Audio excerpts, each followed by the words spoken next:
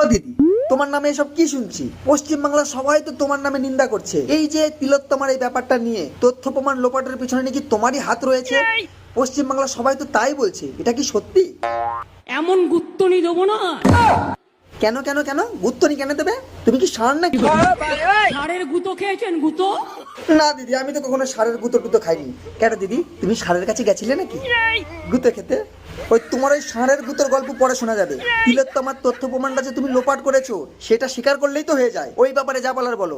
এমন গুঁতো দেবো যে জীবনে আর এই সাবজেক্টটা নিয়ে আমার সাথে আলোচনা করবেন না। বড় বড় লেকচার, তোমার সঙ্গে পাঙ্গা নেওয়ার জন্য আমার কুত্তাই যথেষ্ট, আমার দরকার নেই। এই কালু, যা তো, দেখ তো দিদি কি বলে। আমি বন্দুকের থেকেও ভয়ঙ্কর, আমি সুনামির থেকেও ভয়ঙ্কর, আমি টর্নেডোর থেকেও ভয়ঙ্কর, আমি তুফানের থেকেও ভয়ঙ্কর। কি করে